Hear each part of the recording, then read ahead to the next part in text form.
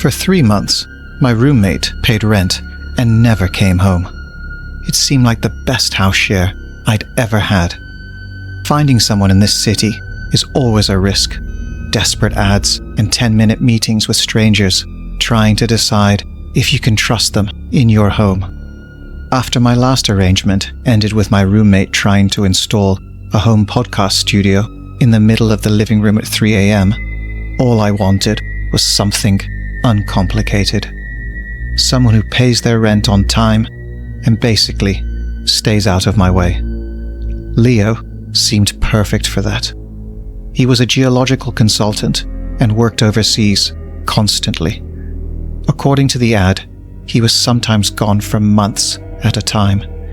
He just needed a home address, somewhere to store some belongings, and a place to crash a few times a year for maybe a week or so every few months. What he was willing to pay in rent seemed like a lot, considering he'd barely be here, but he explained that ease was more important than price for him, and he liked my apartment's location. We met once in a coffee shop. He was normal, polite, clean-cut, firm handshake. By the time we finished our coffee, he had transferred 3 months' rent plus the security deposit. He was off to South America the next morning and said he wouldn't be back for 3 months. He moved his stuff in that afternoon when I was out, so I never saw him. It seemed like the perfect scenario, a roommate who existed mostly on paper. For 2 months, it was. The apartment was silent and calm. It felt like I had the place to myself, only cheaper. Then, little things started happening. The first time was subtle enough, I almost convinced myself I'd imagined it.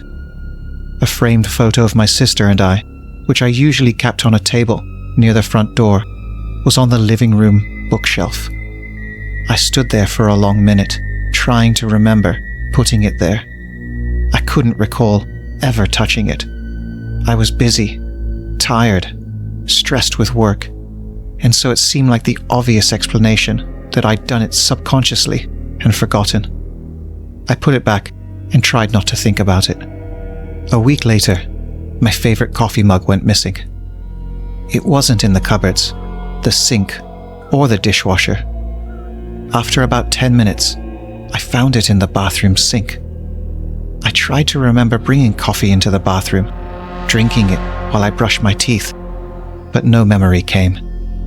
I again told myself I was being too stressed, too forgetful, but the apartment began to feel different after that.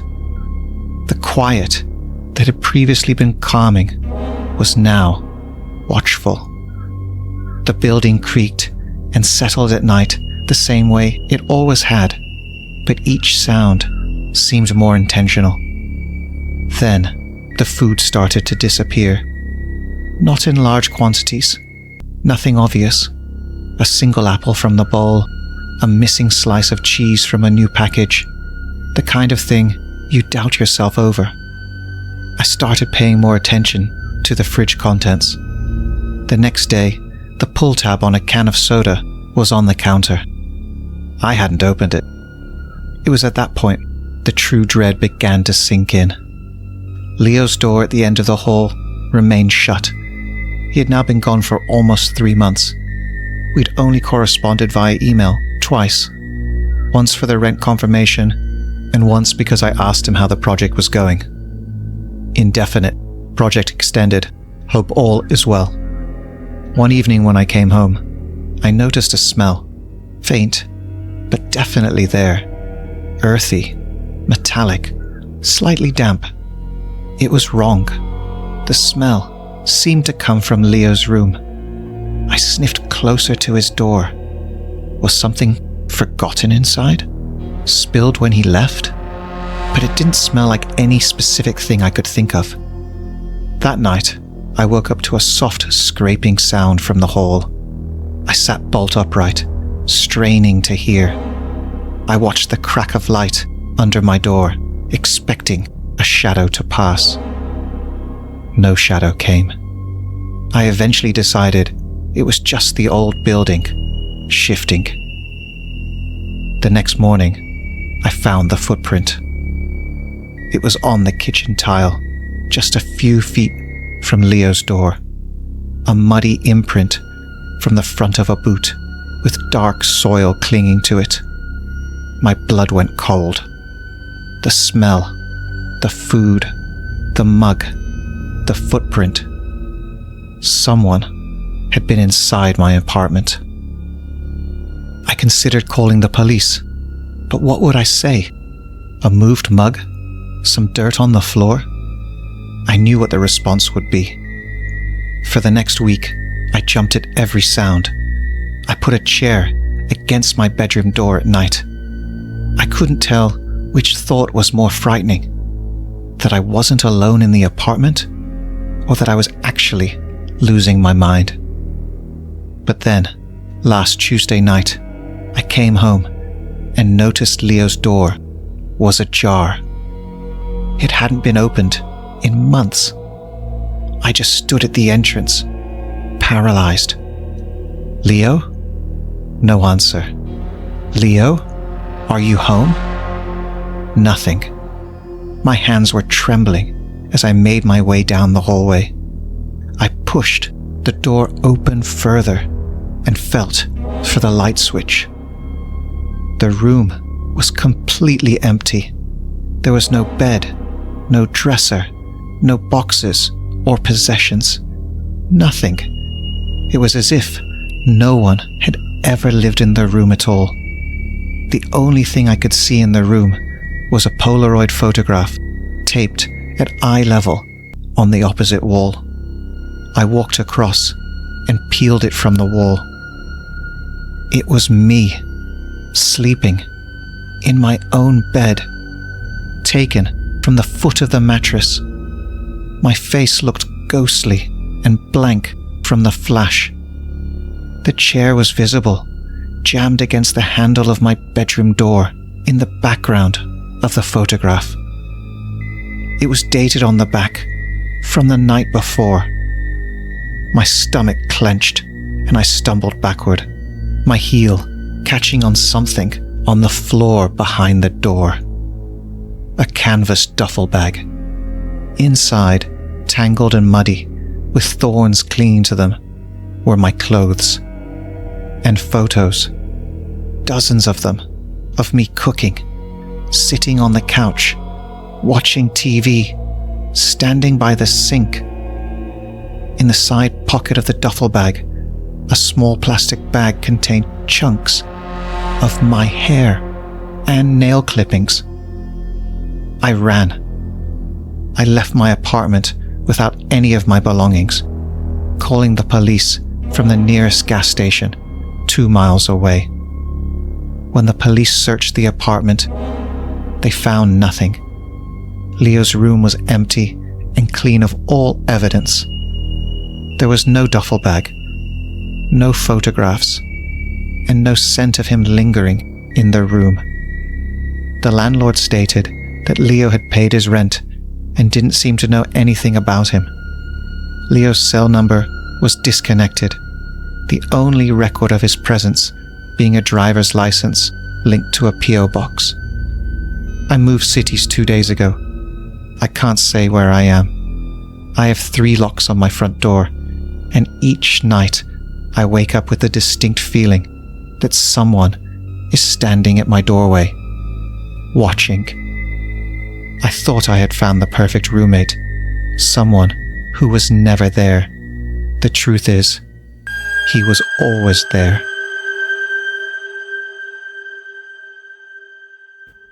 I don't really know how to explain this, and I don't even know what it is. Every night at around 1:18, my TV switches to channel 666. I wouldn't even be using the damn thing if it weren't for the circumstances. My grandma passed away a few weeks ago, and I inherited her house. I've been staying here while I fixed the place up, patching walls, sorting through decades of her things, trying not to think too much about how empty it feels without her. She never upgraded anything, not even the television. It's one of those heavy old sets that looks like it belongs in a museum, with faux wood paneling, and dials that go up to 99. The first night I stayed here, I turned it on, just for the background noise. I figured it wouldn't even work without cable or an antenna. But at 118, the picture flickered and the channel number jumped to something that shouldn't exist. At first, it almost looked normal. A grainy black and white feed, the kind of washed out broadcast you'd expect to see if you dug up some old VHS tape from the 70s. A man in a dark suit stood behind a pulpit, sweat shining on his forehead, his voice booming, even though the sound was fuzzy. He was preaching. I couldn't make out all the words at first, something about sin and salvation, but the cadence was unmistakable. Every so often, though, he would stumble. His mouth would keep moving, but the words that came out didn't make sense. One moment he was talking about the blood of the Lamb, and the next he was saying, "Revelation tells us, let him who has understanding reckon the number of the beast, for it is the number of a man, 666, 666. But I tell you, brethren, do not think of it as only a number. No, it is a sign, a mark upon the hours, etched into the turning of the clock, a signal, a light in the darkness, and it does not fade." Then, just like that, he snapped back into rhythm, quoting from John as if nothing had happened. I actually laughed when I first heard it. Not out loud, but one of those nervous little huffs you make when something doesn't sit right. I told myself it was just late-night paranoia, that I was mishearing it through the static. Old sermons get dramatic, and preachers use a lot of metaphors. A mark upon the hours could have just been flowery language. That's what I told myself. But the way he said it stuck with me. He didn't fumble over the words. He didn't pause. It wasn't a mistake. It was smooth, rehearsed, like he'd been waiting to slip it in. Behind him sat a congregation. At first, I didn't notice anything strange. Just rows of men and women in their Sunday best, hands folded in their laps, staring straight ahead. But the longer I watched, the more it felt like they weren't listening to him at all. They were looking through the screen. Their eyes were too steady. And then I saw her. Third row, aisle seat. My grandmother. Or at least that's what my brain told me. I froze. I leaned closer to the screen, blinking hard, waiting for the image to blur or shift back into just some random old woman. But it didn't. Same hair, the same slight tilt of her head she always had when she was listening to someone speak. It couldn't have been her. She was gone. I'd stood at her funeral. I'd carried the bag of her ashes home, in the back seat of my car. My hands were shaking, and I actually muttered out loud, "It's not her. It's not her." Like saying it would change what I was seeing. The longer I stared, the more it felt like she was staring back. Not at the preacher, not at the congregation. At me. Straight through the screen. I don't know how long I sat there before the picture dissolved back into static. All I remember is the hollow feeling in my stomach and my heart pounding against my ribs. It hasn't just been a one-off glitch. Tonight will be the fourth night in a row. The first time, I thought I was imagining things. The screen flipped at 118. The sermon played for maybe 5 minutes, then static. The next night, same thing, different sermon, different passages. The preacher always looks the same. Same suit, same sweat on his forehead, but the words are never the same. He stumbles every time, though. Each night there's a slip. Something that doesn't belong in Scripture. Something that sounds like it was meant for me. I've timed it now. It lasts just under 5 minutes. I don't touch the TV. I don't change the channel. It just cuts out at 118 sharp, jumps straight to channel 666, then dies again, like nothing happened. I told myself I'd leave it alone, that I wouldn't turn the TV on tonight. but I know I'm going to. I keep telling myself I'll stop, that I won't touch the TV again. But the nights dragged on. The funeral, the calls, the house, it all blurred together. And still, the thing on the TV never stopped.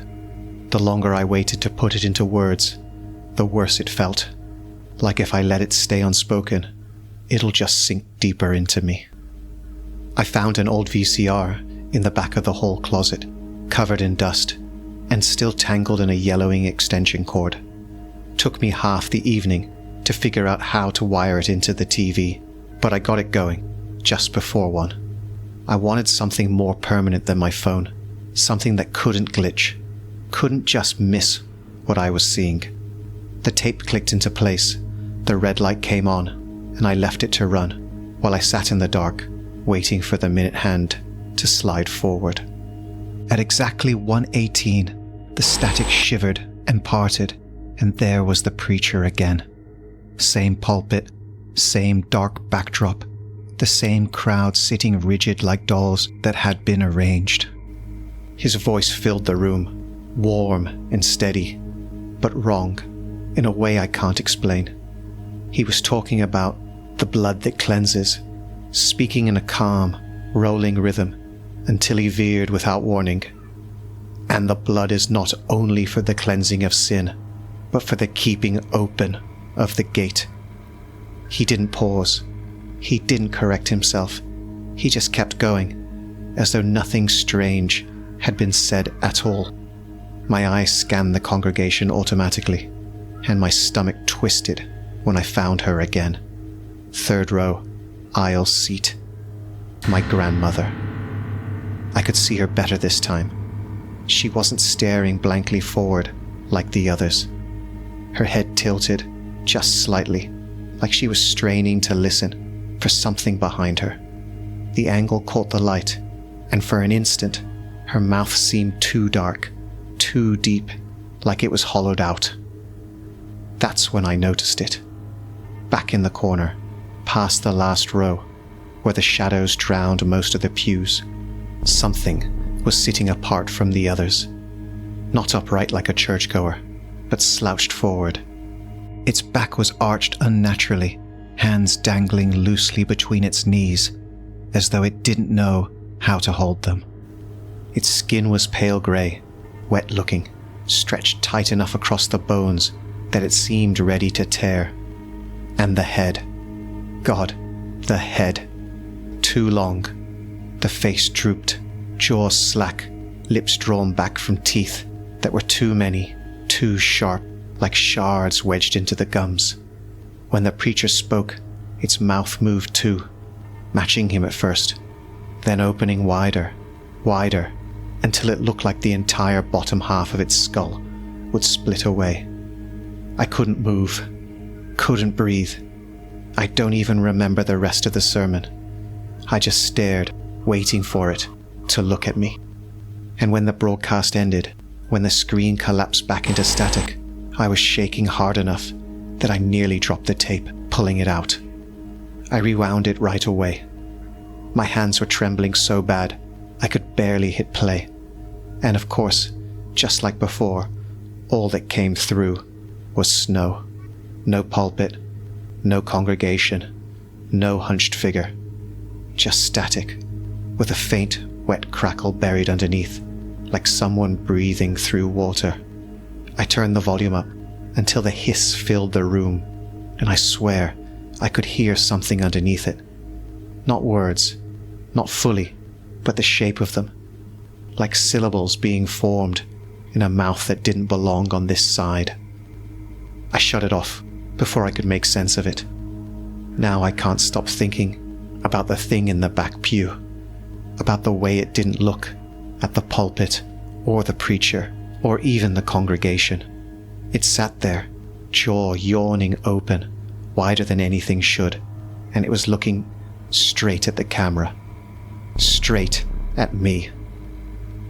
I don't know what to do anymore.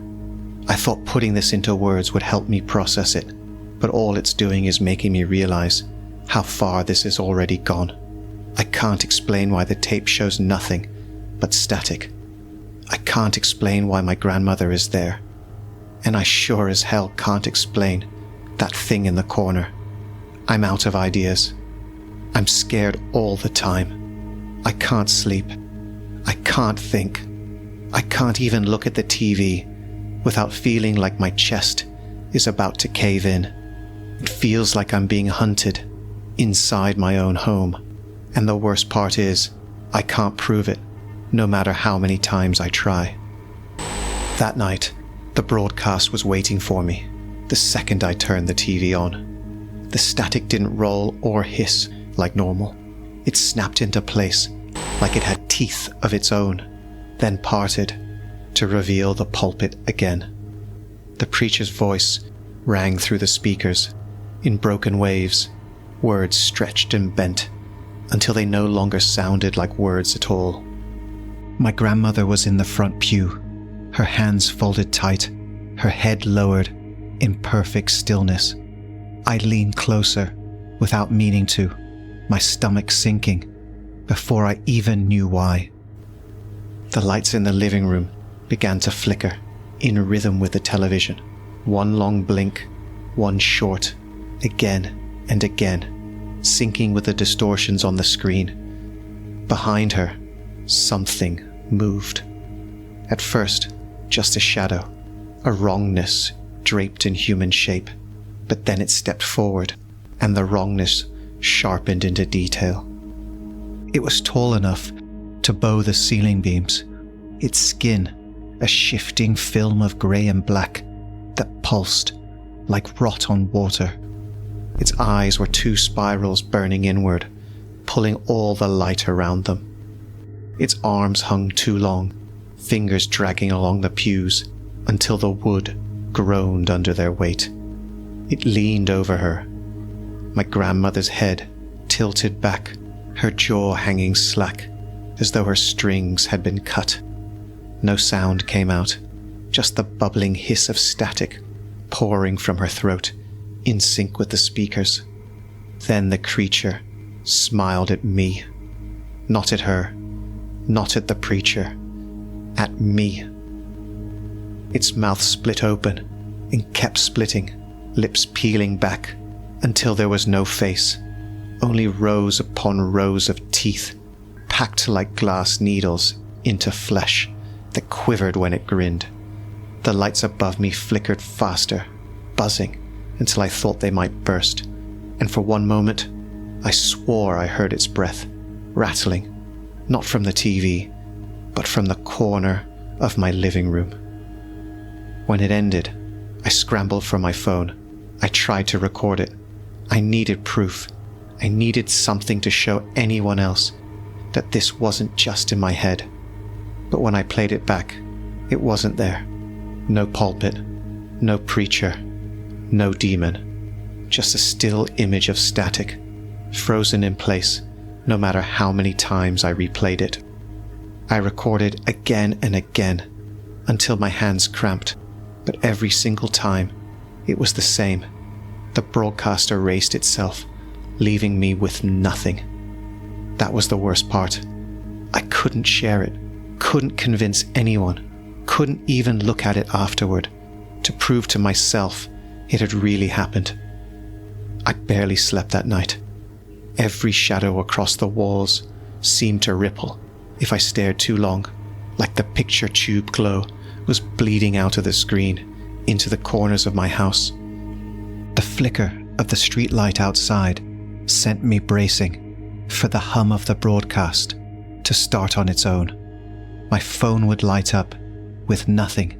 The air would feel thick and heavy, and for a few seconds at a time, I swore I could hear the faint hiss of static coming from somewhere behind me. By the next evening, I was a wreck, but I still turned the TV back on. I told myself I wouldn't, that I'd leave it off and try to pretend none of this was real, but I couldn't stop. I needed to know what was happening. Some part of me felt like if I didn't watch, whatever it was would simply step closer in the dark where I couldn't see. And it did. The static broke cleanly, the pulpit swimming into view, the preacher's hands slamming against the wood as his voice thundered about blood and fire and the trumpets of heaven. But this time, the thing wasn't behind my grandmother. It was standing directly behind him. It loomed over the pulpit, its body twisted so that every limb bent an angle it shouldn't. Its spine jutted in sharp ridges, like it was wearing a crown of bones down its back. The skin across its chest rippled and split, as though something underneath was clawing to get out. Its head hung just over the preacher's shoulder, those spiral eyes locked not on him, but on me. The preacher's voice droned on, oblivious, his mouth working soundlessly while the creature breathed against his ear. Every flick of its tongue, every twitch of its jaw made its teeth glisten, layer after layer, tens of rows stretching back into a black pit where a throat should have been. It didn't smile this time. It only stared, unblinking, its entire body angled toward me like it was waiting for me to understand something. The preacher's words had become nothing but low vibrations under the sound of my heartbeat. The flicker of the lights above me synced again with the television until the whole house seemed to pulse with it. The longer I sat there, the more I was sure it wasn't behind the preacher at all. The edges of the frame seemed closer, as if the camera itself had taken a step forward. The spirals in its eyes spun inward, and for a heartbeat, I felt that same slow drag inside my chest, like something leaning closer to my ear, like something waiting to see if I would blink first. Now, the broadcast is over, and the TV is just a broken old set again. The screen is shattered, the glass jagged, the inside empty like always. Nothing but the hollow box of an old TV. But I know what I just saw. I can't shake it. My hands are still trembling. My chest won't stop tightening, and every corner of this room feels wrong. I know it isn't over yet. I can feel it. I just don't know what's going to happen tomorrow. I'm scared. When the broadcast began tonight, Stan was sitting beside me. He didn't believe me. Not fully, but after the things I told him, the static, the preacher, my grandmother in the pew, he agreed to come over. The screen snapped on at 1:18 sharp, and the moment the preacher opened his mouth, Stan went pale. He grabbed my arm, whispering, "What the hell is this?" like he'd stepped into something he couldn't get out of. The preacher's words slowed, dragged down like a record spinning at the wrong speed, until the sound behind them broke loose. That laugh, that wet, crackling laugh, filling the room as the shadows deepened around the pulpit. The thing leaned into the frame, its spiral eyes burning through the static, and then I heard it. Not muffled, not distorted, clear, directed at me. "Do you remember, boy, the night you left him out in the cold?" "Oh, I do." Stan stiffened beside me. He looked at me, waiting for me to explain, but my throat had locked shut. The thing kept laughing, its jagged rows of teeth clicking like glass tapping together. Poor puppy, scratching at the door, whining and whining. "But you were so mad, weren't you? You thought, let him stay out. Serves him right." I shook my head before I even realized I was doing it, whispering, "Stop." But the demon only leaned closer, the camera shaking like it couldn't contain its shape. "And he cried for you," it hissed. "He cried until he didn't anymore." He curled up by the step, little breaths slowing, slower and slower, and slower, and you never opened the door. Stan whispered, "What is it talking about?" His eyes were wide, locked on me now, not the screen. I couldn't answer him. I couldn't breathe. The memory I'd buried for years, the one I'd never told a soul, was unspooling in front of us, and the thing was enjoying it. It clapped its long hands together, fingers too many and too thin, like a child delighted with its own cruel game. "Oh, the look on your face in the morning," it shrieked, wheezing laughter, rattling like knives in a jar. "When you opened the door and found him, stiff as stone. You carried that forever, didn't you, boy?" I felt sick. I wanted to scream, to shut the TV off, to run out of the room, but the thing was still leaning closer. The spiral in its eyes spun faster, drawing my vision into them until I could feel it, behind me, breathing on the back of my neck.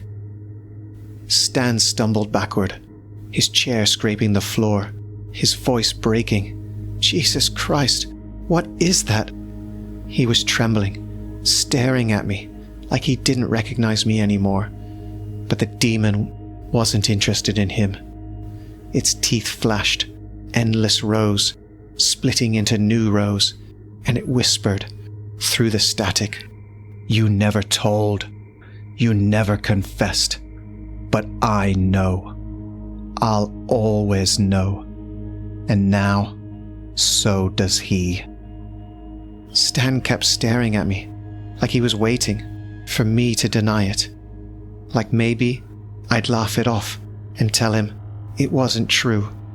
But I couldn't move. The thing on the screen was laughing too hard for me to even think straight. He begged, boy. He begged for you with every whimper.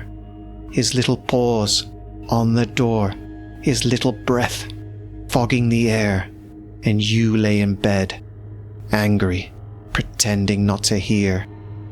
Oh, I heard. Its voice shifted higher, mocking, turning sing-song like a cruel nursery rhyme. Cold, cold, cold, colder still, and all alone he lay so still. The teeth chattered together in rhythm, and the static buzzed like applause. Stan muttered, "Jesus Christ, what is this?" His voice cracked in a way I'd never heard before. He wasn't asking me anymore. He was asking the air, the house, the thing itself. The demon leaned further forward. The spiral in its eyes spun faster, tugging at my stomach until I thought I'd throw up. Its voice softened into something playful, like it was sharing a private joke. "And the best part, boy, you never told anyone. You carried it like a stone in your chest all these years, pretending to forget, but I've been watching. I was there when he froze. I was there when you cried, and I'll be here when you break." I clutched my knees so tight, my fingernails dug into my skin. My mouth was dry, my chest tight, and the sound of its laughter shook through the floorboards like nails being dragged through wood. Stan shouted, "Turn it off! Turn it off!" He lurched forward, reaching for the plug, but the TV snapped brighter, the screen flaring white until it burned shapes into our eyes. The preacher was still at the pulpit, mouthing silent words now. The demon had taken center stage. It bent its long frame across the preacher like a cloak, its teeth grinning wide enough to stretch ear to ear. "Do you feel him, boy? Right outside.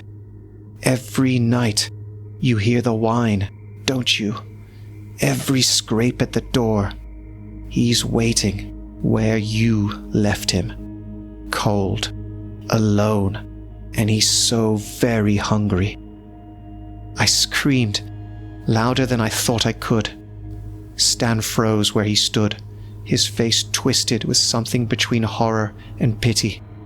He turned to me, his lips trembling, like he wanted to say something, but the demon's laughter swallowed his words whole. The spirals in its eyes weren't just spinning now, they were widening, pushing closer, stretching beyond the frame.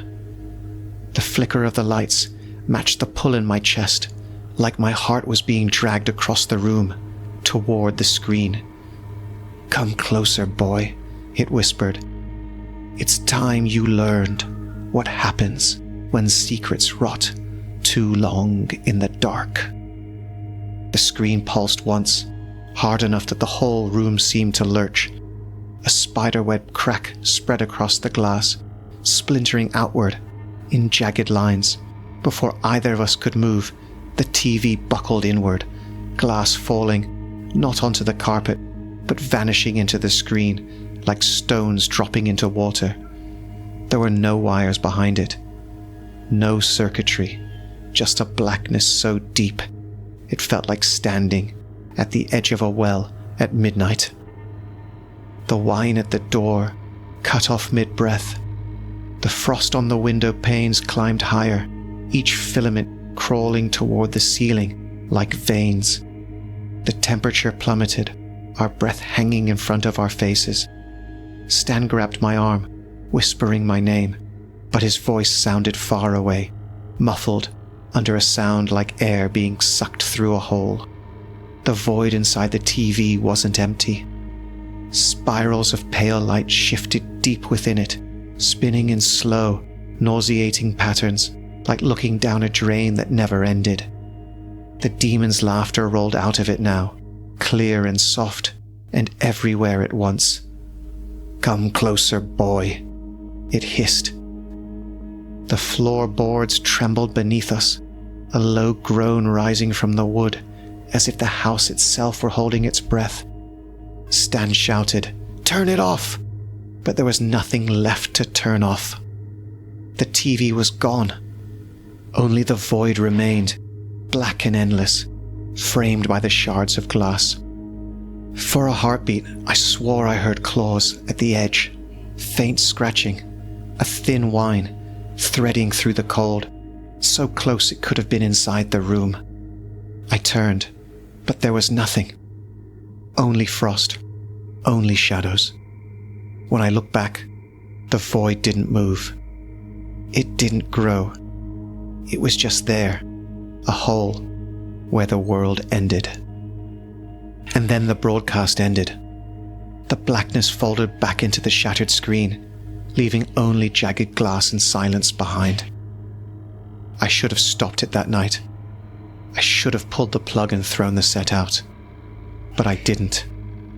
I just sat there, in front of it, the glass fractured like a dead eye, waiting for the clock to turn. The TV isn't whole anymore. It's just an empty box, with jagged shards hanging loose across the frame, a relic that should have been silent forever. But when the numbers flipped to 118, it came alive again. I felt it, the claw of panic that I thought had died in me. The cracks pulsed with pale light, spirals unfurling, like roots through the glass. I told myself to just watch, to let it take me. But something in me still screamed no. It wasn't much, just a flicker, a desperate spark, but it was there. My eyes went to the plug, to the sledgehammer I had left by the wall after the last time I tried to kill this thing. My body moved on instinct, snatching up the hammer like it was a weapon I could still trust. I swung. The metal head came down against the broken glass, shards flying across the room like teeth spat from a mouth. The noise was deafening, a sharp crack that rattled my skull, and for a second, I thought I'd done it. I thought I'd silenced it. But the spirals didn't break. They multiplied. The hammer fell again, but every strike only made them spread faster, as if I was giving them more surface to bloom across. The cracks in the wall turn with them, the floorboards groaning as black lines wormed outward in patient arcs. I dropped the hammer. My hands were bleeding, the air freezing, my breath ripped from my lungs with every gasp. I staggered back, dizzy, the room shrinking under the weight of those curling marks. I knew then I hadn't hurt it. I'd fed it. That's when the voice came. Not booming, not thunder, just a low murmur in the space behind my ribs. It said my name again, soft as a prayer, and then it laughed. A laugh that wasn't cruel, but knowing, like I had finally played my part in a script older than me. It told me this was the proof I'd always asked for, that no matter what I broke, no matter how I screamed, the end was always written, that the fight was just decoration. And for the first time, I believed it. Not because I wanted to, but because my body couldn't deny it anymore. The house is quiet now, except for the spirals. They're pulsing across the walls, breathing like veins, humming in a rhythm that makes my bones ache. I can see the blackness gathering behind the screen again. Not an image, not light, just depth, endless and patient. I want to run, but there's nowhere left to go. The walls are already swallowing themselves, the floor warping inward, as if the whole house is folding toward that center. It's waiting for me, and God help me, I don't feel fear anymore. I feel recognition. I'm standing now. My hand rests on the fractured frame, cold, biting into my skin. The spirals glow warmly beneath, throbbing like a heart, and I know all I have to do is lean forward. Just one step, just one act of surrender. And maybe that's right. Maybe this was where I was meant to go all along. Maybe this is what it means to finally stop carrying the weight, to stop resisting, to be known completely. So here I go. Just one step.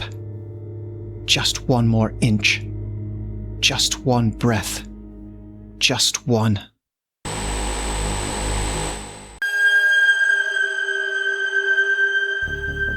The world ended on January 1st, 2025. Nobody noticed. I didn't notice either. I only found out last month. 13 months ago, I watched the New Year's fireworks on TV, went to bed, and went back to work the next day. Everything looked normal. The only reason I know something happened is because last month, my health insurance was cancelled. When I checked the policy online, it said I had died. There was a certificate attached, full name, correct date of birth, and a time of death listed as January 1st, 2025, 12:03 a.m. 3 minutes into the year. When I called the provider, the woman on the phone sounded confused but polite. That record comes from the central registry, she said. We can't change it. I told her the registry was wrong because I was clearly speaking to her. She hesitated before replying. That record was finalized during the January migration. Migration? What migration? I asked. There was a pause. Then she said, quietly, everyone knows about that. She hung up. Once I started digging, I found more things that didn't make sense. My bank statement showed transactions I didn't remember making. Not suspicious ones, just normal things I would plausibly have done. When I asked people about them, they acted like I was joking. You were there, one friend said. You complained about the seats. In 2025, the news started feeling different. Every week, there was a new trade war, a new conflict, a new peace deal, followed by another breakdown. The language changed, the names changed, but the outcomes didn't. Nothing ever resolved. Nothing ever collapsed either. It was as if the world had entered a permanent loop where consequences were implied but never allowed to actually arrive. I joked to a coworker that it felt like history had stopped moving forward. He laughed and said, "Yeah, since the migration." I asked what he meant. He blinked and said he couldn't remember saying it. The first moment I actually felt scared was on the train. A woman standing across from me looked up from her phone and said my name. She didn't raise her voice or even look at me properly. She just said it flatly, like she was reading something. I asked if I knew her. She looked embarrassed and said, "Sorry, that was already reconciled." I asked what that meant. She said she didn't know and went back to scrolling. After that, I started hearing the word everywhere. Reconciled. Doctors used it. Customer service agents used it. A stranger used it when I asked for directions, and he sent me the wrong way. Whenever I asked about January 1st, or the migration, or why official systems thought I was dead. Over the last week, I've been doing research at the old university library archives. This morning, I found the document, by accident, sitting in a public directory on their server. The title meant nothing to me at first. Post-Transition Population Integrity Report, Internal Draft. Most of it was technical, but one section near the end was just tables. Billions of rows of names and identifiers, each one marked as stable, integrated, or incomplete. I searched for myself, and next to it were notes. Subject exhibits drift. Record divergence exceeds acceptable levels. Recommend passive resolution. In cases where the original instance is unavailable, residual version may persist temporarily. I closed the document, still trying to fully process what I had just read. Then my phone buzzed. An automated email. Subject line: Personal Data Reconciliation Notice. It informed me that inconsistencies in my record were scheduled to be resolved within the next hour. I left the library immediately. Outside, the city looked normal. Traffic, lights, people. Then I realized something was off. No one was actually looking at anything. Their eyes moved, but they weren't tracking. People navigated perfectly without needing to see. I started walking, then running. Streets repeated. A cafe I was sure I'd passed appeared again on the opposite side of the city. The time on my phone froze at 12:03 a.m. At some point, everything went quiet. The traffic noise faded, footsteps slowed, people around me stopped, mid-motion, frozen in ordinary positions. That's when my hands started going numb. Not cold, disconnected. When I tried to move my fingers, They lagged behind the thought, as if my body was buffering. A fraction of a second at first, then longer. My left hand stopped responding completely. I tried to speak, and only half the sound came out, slurred and wrong. I could still feel everything. I just couldn't make all of it happen. My phone vibrated again. No sender, no branding. Your personal record cannot be reconciled with the current environment. The original instance is no longer available. Thank you for your contribution to continuity. It wasn't just me that died on January 1st, 2025. The whole world didn't survive. Everything was copied, modeled into something that could keep us going without the mess of actual reality. Everyone else is a version that works well enough to believe it's real. But I am not. I'm what happens when the copy doesn't quite line up with the original. A leftover awareness in a world that already moved on.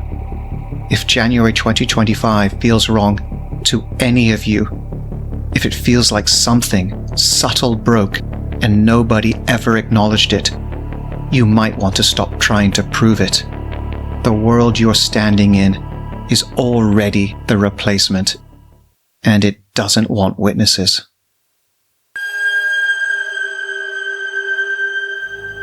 I grew up in a house with 12 windows. 11 of them could be opened. 1 could not. It wasn't boarded up or painted shut. It simply had a thin white frame screwed over it, like a hospital window, something meant to let light in, but never let anything out. That window was in my bedroom, and my parents made me promise before I ever learned to read that I would never touch it. Not open it, not knock on it, not even clean it. Just leave it alone. They never explained why. They didn't need to. Every night at exactly 2:41 a.m., something pressed its face against the other side. When I was little, I thought it was my reflection. The glass wasn't a mirror, but when the room went dark, it faintly reflected my bed, my dresser, my own outline. Then one night, I rolled over and saw something blink. It wasn't me. It was too close to the glass, too wide. I squeezed my eyes shut and pretended to be asleep. That was the first time I heard it breathe, slow and careful, like something trying not to fog the glass. The next morning, I told my mother. She didn't look surprised. She only asked, "Did you touch the window?" When I shook my head, she said, "Good, then it wasn't allowed to come in." Our house was always very lucky. My father never got sick. My mother never lost a job. Our car never broke down. When my little brother was born 6 weeks early, he didn't even need the NICU. He came home pink and crying and perfect. My parents called it being blessed. I learned later that what they meant was being protected. Whatever was behind my window wasn't trapped there. It was working. When I was 9, my parents told me the truth. They said there were things in this world that don't live the way we do. They don't age. They don't get hungry. They don't die. But they still want something from us. Not blood, not flesh, luck. The thing in my window fed on it. When we left the frame in place, when we never touched the glass or acknowledged it, it drained just a little good fortune from the world around us, and it gave it to our family. That was why we were safe. That was why we were lucky. The catch was that it only took from people who looked back. That was why the window was frosted from the inside and sealed into its frame. That was why I was never allowed to see its face. If I ever truly saw it, it would see me too, and then it wouldn't need the glass anymore. The first time I broke the rule, I was 14. My parents were fighting downstairs. Real fighting, not whispers. Money, moving, how long we could keep doing this. I sat on my bed, staring at the pale rectangle of the window, listening to their voices crack, and I asked very quietly, "What are you?" The breathing stopped. The glass began to warm, not like sunlight, but like skin. "I just want to see you," I whispered. The frost thinned as if someone were gently wiping it from the other side. I saw an eye, too big and too dark, pressed too close. I screamed. My father burst into the room and slammed his hand against the frame. The frost snapped back instantly. The breathing vanished. He held me so tightly, it hurt. "I told you," he whispered. "I told you not to give it your attention." We moved 3 months later, not because of the window, but because of what happened to our neighbors. They had always been unlucky. Flat tires, hospital bills, a house that kept needing repairs. One night, their teenage daughter broke into our home while we were gone. She peeled the frame off. She looked inside. The next day, she walked into traffic. I'm 30 now. My parents are dead. The house is gone, but the window isn't. It was delivered to my apartment 3 days ago. No return address. Just a thin, white frame wrapped in plastic with my name on it. I haven't installed it yet, but every night at 2:41 a.m., I hear breathing against my bedroom wall. Not the window, the wall, waiting for me to give it somewhere to look through.